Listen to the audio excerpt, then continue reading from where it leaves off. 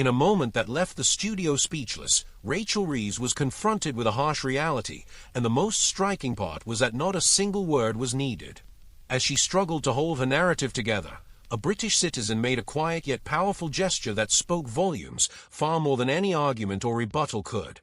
It was a raw, unfiltered moment that perfectly captured the rising sense of frustration spreading across the country. A silent protest that seemed to echo the feelings of an entire nation. Don't go anywhere. You'll want to see how a simple gesture laid bare just how out of touch Labour's leadership has become with the reality faced by ordinary people. And before we continue, make sure to subscribe for more updates and in-depth coverage. During her address, Rachel Reeves outlined a vision for a stronger, more resilient Britain, one capable of tackling the challenges ahead. She emphasized that such a vision must be built on the collective effort of people from every corner of the UK. Acknowledging the toll of recent years on countless individuals, she stressed that her government's core mission is to raise living standards and restore a crumbling public service system. Reeves argued that the only sustainable way to reverse the country's poor economic performance, following what she described as 14 wasted years, is to put more money in people's pockets, breathe life back into town centres, and give young people the tools they need to succeed. Simply put, the aim is to improve the quality of life for working people and the nation as a whole. She identified the lack of investment as a key barrier to growth, highlighting that the UK has long lagged behind other G7 nations in business investment as a share of GDP. This, she noted, contributed to the last parliamentary term being the worst on record in terms of living standards. In response, Reeves laid out her government's economic plan, built on three central pillars. First, ensuring stability, so that businesses, families, and investors can plan with confidence. Second, driving reform to remove the barriers holding back the UK's potential. And third, encouraging investment, the engine of growth and, by extension, well-being.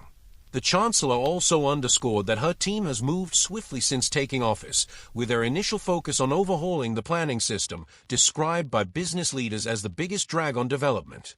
This reform, introduced within their first week in power, was billed as the most significant planning shake-up in a generation. And here's how the public reacted. One viewer remarked that they'd need a pint, or 20, just to erase the memory of that moment. But not to worry, Rachel Reeves might just save you a few pennies on your next round. James joked that the scene behind her looked like a projection, as if she was standing in front of a green screen. Mark compared her delivery to that of a dull school teacher, the kind we all used to dread. Another commenter said the man behind her looked like an ordinary, hard-working Brit who'd simply had enough of the same empty rhetoric. Joe wrote, "We all see ourselves in that bloke. Everyone knows exactly what's going through his head. He's dying to shout, 'What a load of nonsense.'" Someone else added, "He's not impressed. He looks defeated.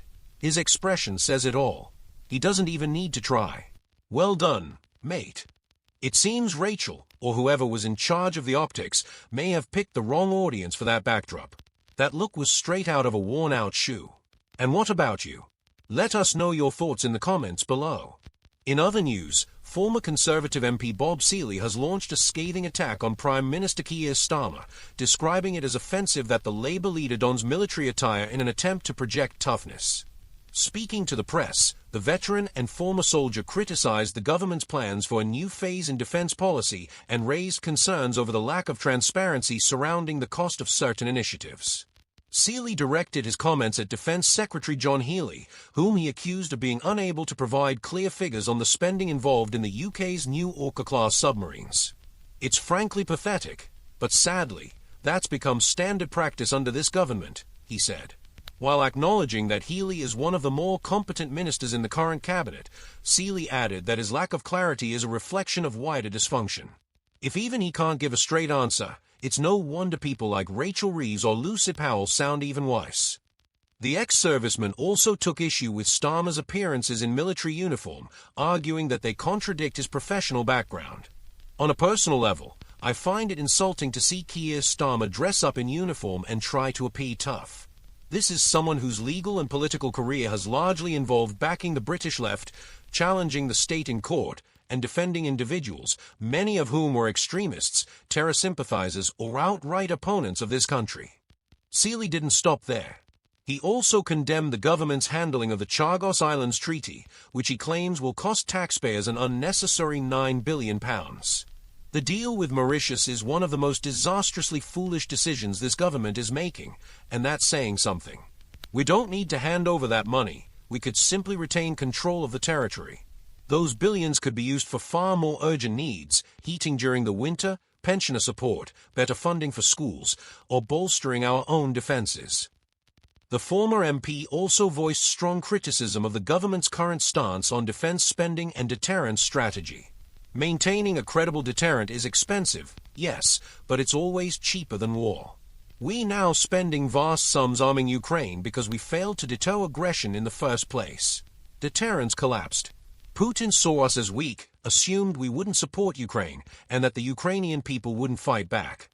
In a pointed remark directed at Starmer, Sealy added, "If he truly understood deterrence, we wouldn't be in this mess. And hundreds of thousands wouldn't be dying in Europe right now." He went further still. "In my view, Keir Starmer is one of the worst prime ministers we've had. By contrast, I believe Kem offers the kind of strong leadership we actually need." As a former soldier, Sealy reiterated his disapproval of Starmer's military posturing, but at the same time, expressed strong support for youth recruitment initiatives, despite Labour's past criticism of similar conservative proposals.